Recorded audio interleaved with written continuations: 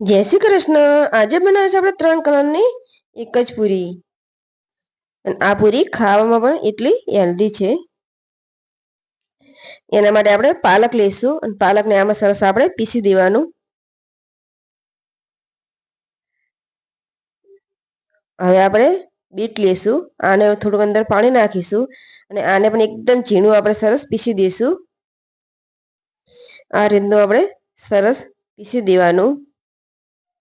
હવે આપણે 1 કપ લેશું ઘઉંનો લોટ, એક નાનો કપ લેશું આપણે સોજી અને અંદર નાખીશું મીઠું અને મોયણ માટે તેલ નાખીશું। હવે નાખીશું આપણે પાલકની પેસ્ટ અને લોટને આપણે સરસ બાંધી દઈશું। જે રીતે તમે રોટલીનો બાંધો એ રીતના આપણે આનો બાંધી દેવાનો।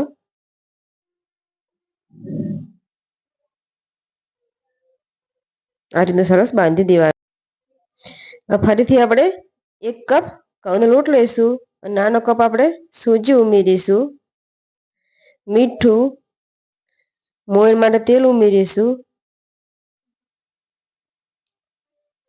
આમાં ઉમેરીશું આપણે બીટની પેસ્ટ અને સરસ આપણે લોટને બાંધી નાખવાનો।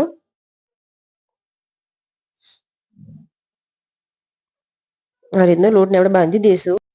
હવે ફરીથી આપણે ઘઉંનો લોટ લઈ લઈશું, એમાં આપણે 1 કપ સોજી ઉમેરીશું, મીઠું અને આમાં ઉમેરીશું આપણે હળદર, તેલ ના લોટને આપણે સરસ બાંધી દઈશું।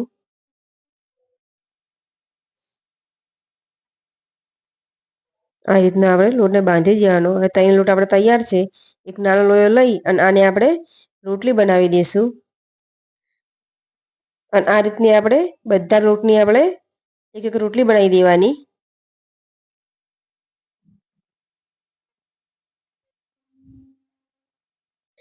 હવે આપણે 3 રોટલી તૈયાર છે, તો આને આપણે 3 ભેગી કરી દઈશું। આના ઉપર આપણે બીજી રોટલી મૂકીશું, આના ઉપર બીજી રાખીશું અને આ રીતે આપણે રોલ બનાવી દઈશું।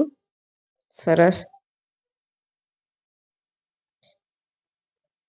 રોલ આપણો તૈયાર છે, તો આને આપણે કટિંગ કરી દઈશું। આપણે એકદમ જે રીતની પૂરી બને એ રીતની નાની નાની કટિંગ કરી દઈશું। આ રીતે કટિંગ કરી દઈશું।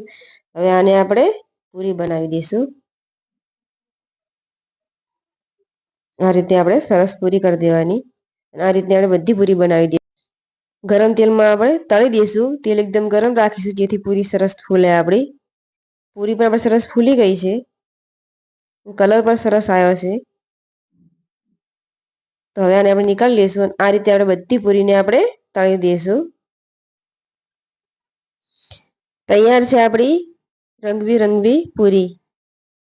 આને આપણે તોડીને ચેક કરીશું। એકદમ નરમ બની છે પૂરી।